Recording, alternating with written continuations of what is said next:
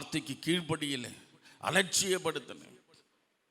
இவங்களுக்கு வேறு வேலை இல்லை அப்படின்னு சொல்லியிருக்கிறேன். இவங்க வேலை இதுதான் அப்படின்னு சொல்லியிருக்கிறேன். எங்கள் அம்மாவை சத்தம் போட்டிருக்கேன், ஏமா இப்படிலாம் ஜோம் பண்ணிகிட்டே இருக்கிறேன்னு சொல்லியிருக்கிறேன். அப்போது என் நிலைமை என்ன தெரியுமா? கடன்காரன், சமுதாயத்தில் மதிக்கத்தகாதவன், எல்லாராலும் புறக்கணிக்கப்பட்டவன். உறவுகள் என்னை பார்த்து முகம் திரும்பி கொண்டு முகம் சுளித்து போனது என் வாழ்க்கையில் இருந்தது. ஆனால் எப்போது இந்த வார்த்தையை கனப்படுத்த ஆரம்பித்தேனோ, எப்போது இது படித்து தியானிக்க எழுத மனப்பாடம் செய்ய ஆரம்பித்தேனோ, என் ஆண்டவர் அந்த கடன் என்கிற சாபத்தை என்னை விட்டு நீக்கினார். அல்லேலூயா, அல்லேல். உபாகமம் புஸ்தகம் 28:12 சொல்லுது, நீயோ கடன் கொடுப்பாய், கடன் வாங்காதிருப்பாய். இது ஆசீர்வதிக்கப்படுகிற பட்டியலில் வருகிற வசனம். அதே உபாகம் 28:42 வாசித்தீங்கன்னா சாப பட்டியலில் வருது, நீயோ கடன் வாங்குவாய். ஏன் சாபம் வருது? தேவனுடைய வார்த்தையை கவனமாக கேட்டு உங்களை அதற்கு ஒப்பு கொடுக்காதனால நீங்கள் சாபத்தின் நிலையில் இருக்கிறீங்க. சாப பட்டியலில் இருக்கிற வார்த்தை உங்களுடைய வாழ்க்கையில் தாண்டவமாடி கொண்டு இருக்கிறது. என் வாழ்க்கையை ஆண்டவர் மாற்றினார். இன்றைக்கு தைரியமாக என்னால் சொல்ல முடியும், அல்லேலூயா. பல லட்சங்கள் இந்த ஊழியத்திற்கு கர்த்தர் கொடுத்து கொண்டே இருக்கிறார். பல லட்சங்கள் என் மூலியமாய் கர்த்தர் எனக்கு கொடுக்க கர்த்தர் உதவி செய்கிறார். ஆனாலும் ஒருவரிடத்தில் கை கட்டியோ அல்லது தலை குனிந்து நின்றதாய் கர்த்தர் என்னை விடவில்லை. காரணம், இந்த வசனத்தை நான் சுமக்கிறேன், இந்த வார்த்தையை நான் சுமக்கிறேன், இந்த வார்த்தையை அநேகருக்கு சொல்கிறேன், இந்த வார்த்தையை தியானிக்கிறேன். பல மணி நேரங்கள் இடுப்பு வலியிலும் கை வலியிலும் கழுத்து வலியிலும் இதற்காக நான் கிரயம் செலுத்தியிருக்கிறேன். ஏதோ திடீர்னு மாயாஜால ஜீபும்பான்னு வரல. இதற்காக நான் பல மணி நேரங்கள் கிரியை செலுத்திருக்கிறேன்.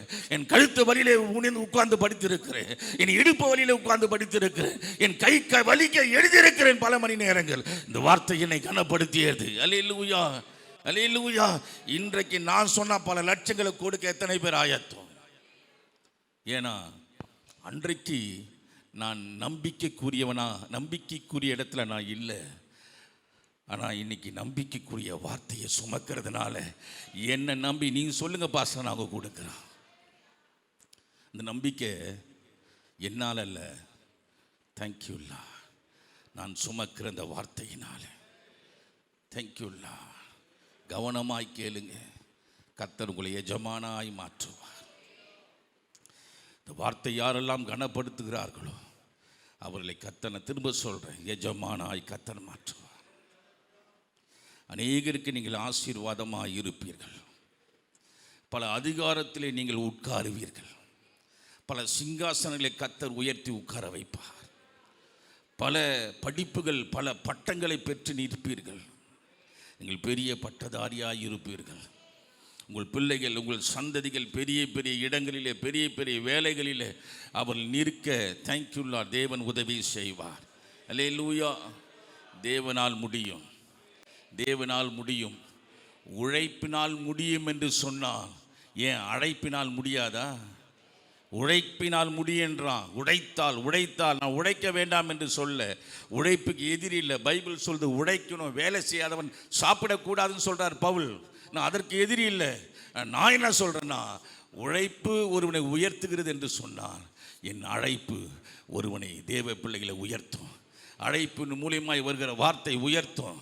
அல்லேலூயா, அல்லேலூயா. எஸ்தர் யாருக்குமே தெரியாது, உயர்த்தியதா. தானியேல் யாருக்குமே தெரியாது, உயர்த்தியதா. சாத்ராக், மேஷாக், ஆபேத்நேகோ யாருக்குமே தெரியாது, உயர்த்தியதா. யோசேப்பு யாருக்குமே தெரியாது, உயர்த்தியதா. இவர்களாம் பின்புலம் படைத்தவர்கள் அல்ல. இவர்களாம் பெரிய பட்டங்கள் பெற்றவர்கள் அல்ல. இவர்கள் அடிமைகள், இவர்கள் கைதிகள், இவர்கள் சிறை கைதிகள், அடிமையாய் கொண்டு போகப்பட்டவர்கள், சிறையாய் கொண்டு போகப்பட்டவர்கள். ஆனால் கர்த்தருடைய வார்த்தையை நம்பிக்கையாக நங்கூரமாய் பிடித்து கொண்டபடியினாலே தேவ வார்த்தை, தேவ கற்பனை, தேவ கட்டளை, தேவ பிரமாணம் அவர்களை தூக்கி சிங்காசனத்தில் அமர்த்தியது. Glory to God. சிங்காசனத்தில் அமர்த்தியது. அல்லேலூயா. எந்த எந்த இடத்துல போய் இவங்க படிச்சாங்க, எந்த பட்டம் பெற்றாங்க என்று சொல்லியிருக்கு இல்ல. ஓ பாபிலோனின் ஞானிகளை காட்டிலும், ஓ தேங்க்யூ லார்ட், ஓ தானியேலின் ஞானம் 10 மடங்கு 10 மடங்கு 9 மடங்கு எப்படி வந்தது? தேவனுடைய வார்த்தையை கனப்படுத்துகிறதுனாலே, தேவ சமூகத்தை ஓடி அமர்ந்திருக்கிறபடினாலே, தானியேல் பாபிலோன் ஞானிகளை காட்டிலும் 10 மடங்கு சாமர்த்தியனாயிருந்தான். அடிமை அதிபராய் மாறினான். தேவனால் எல்லாம் கூடும் சகோதரா சகோதரி, தேவனால் எல்லாம் கூடும். அல்லேலூயா. விசுவாசி, உனக்கு நேராய் வருகிற வார்த்தை எனக்கு தான் என்று எடுத்துக்கொள். கர்த்தர் கர்த்தர் இந்த வார்த்தையை கனப்படுத்து, அவரின் வாழ்க்கையை மாற்றுவார் என்று சொல். Glory to God. Glory to God. நானும் நீங்களும் தான் ஆசீர்வதிக்கப்பட வேண்டும். ஏன்னா நமக்கு தான் வாக்கு தத்தம் கொடுக்கப்பட்டிருக்கு. ஆபிரகாமுக்கு சொன்னார், உன் மூலியமா பல ஜாதிகள் ஆசீர்வதிக்கப்படும். கலாத்தியர் ஆக்கியோன் எழுதுறாரு, ஆபிரகாம் மூலியமா இல்லை, கிறிஸ்துவின் மூலியமா, கிறிஸ்துவின் மூலியமாய் பல 1000 லட்சங்களுக்கு நான் ஆசீர்வாதமாக இருப்பேன். எனக்குள்ளே கொலேசியர் 1:27, மகிமையின் ரகசியமாய் கிறிஸ்து எனக்குள்ளே இருக்கிறார். அவருடைய ஆசீர்வாதம் பூரணமானது. ஆபிரகாமுடைய ஆசீர்வாதத்தை விட அல்லேலூயா அது பூரணமானது. நீ கொலேசியர் 1:19 வாசித்தா தெரியும். பூரணமான சகல ஆசீர்வாதங்கள் அவருக்குள் இருக்கிறது. அவர் நமக்குள் இருக்கிறார். அவர் உங்களுக்குள் வெளிப்பட வெளிப்பட வெளிப்பட வெளிப்படணும்னா நீங்கள் என்ன பண்ணணும்? பொல்லாங்கிலிருந்து விலகணும். அல்லேலூயா அல்லேலூயா. உங்களுக்குள்ள அவர் வாழணும்னா நீங்க வாழக்கூடாது. உங்களுக்குள்ள இருக்கிற கிறிஸ்துவானவர் வாழணும்னா யார் வாழக்கூடாது? யார் வாழக்கூடாது? ஆமாம், உங்கள் சுய விருப்பம் வாழக்கூடாது, சுயம் வாழக்கூடாது. பவுல் கலாத்தியர் 2:20 எழுதுகிறாரு, நான் கிறிஸ்துவோடு கூட சிலுவையில் அறையப்பட்டேன், ஆயினும் பிழைத்திருக்கிறேன். நான் அல்ல, கிறிஸ்துவே எனக்குள் வாழ்கிறார். உனக்குள்ளே ஒரு வாழ்க்கை இருக்கு பிரதர், சிஸ்டர். உங்களுக்குள்ளே ஒருவர் வாழ்கிறார். அவர் அசாதாரணமானவர். அவர் அசாதாரணமானவர். இதை புரிந்து கொண்டு தான் பவுல் சொல்கிறாரு. 1 கொரிந்தியர் 1:28 28-30 வரை 31 வரை நீங்கள் வாசித்தீங்கன்னா, பைத்தியங்களை அல்லேலூயா ஞானியாய் மாற்றினார், பலவீனங்களை பலனாய் மாற்றினார். அல்லேலூயா ஆமென். காரணம், உள்ளுக்குள்ளே அபிஷேக நாதர் பலனாய் இருக்கிறார். அவர் வெளிப்படும் போது அந்த பலவீனன் பலனாய் மாறுகிறார். உள்ளுக்குள்ளே ஒரு அற்புதர் வாழ்ந்து கொண்டிருக்கிறார். அவர் உங்களுக்குள்ளே வெளிப்படும் போது ஒரு அற்புதமானவராய் உங்களை நீங்கள் மாற்றுவார். ஓ, நீங்க அற்பமானவர்கள் தான், உங்களுக்குள்ளே அற்புதர் வாழ்கிறார். அவர் வெளிப்படும் போது, உங்களுக்குள்ளே வெளிப்படும் போது, அல்லேலூயா, அதுதான் அழைப்பு. அதுதான் அழைப்பு. உழைப்பு சாதிக்காதது, படிப்பு சாதிக்காதது, பட்டம் சாதிக்காதது, பின்புலம் சாதிக்காதது, செல்வம் சாதிக்காதது. உனக்குள்ளே கிறிஸ்து உன்னை கொண்டு சாதிப்பார்.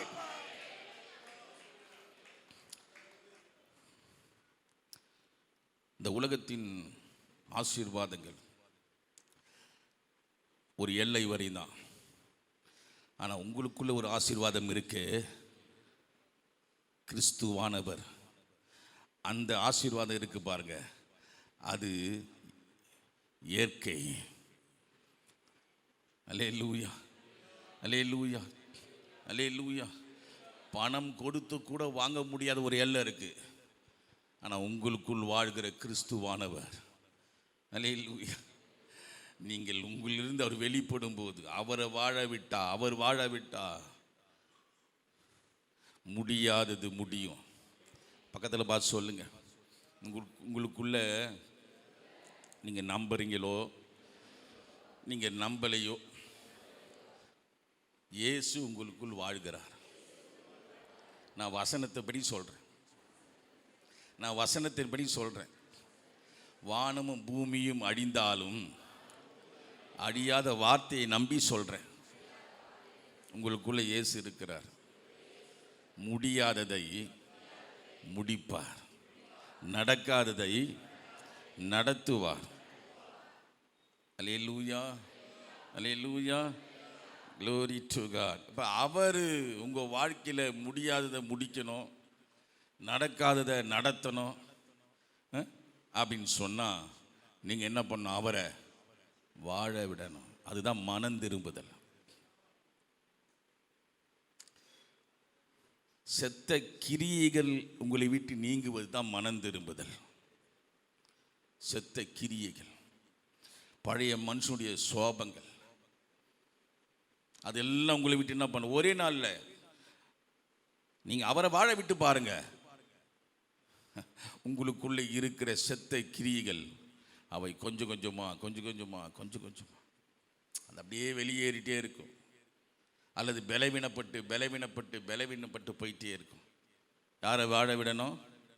ஆமாம், அவரை வாழ விடணும். நீங்கள் என்ன பண்ணணும்? மனம் திரும்பணும். அல்லேலூயா. என்ன செய்யணும்? மனம் திரும்பணும். மனம் திரும்பினால்தான் ஆசீர்வாதம்.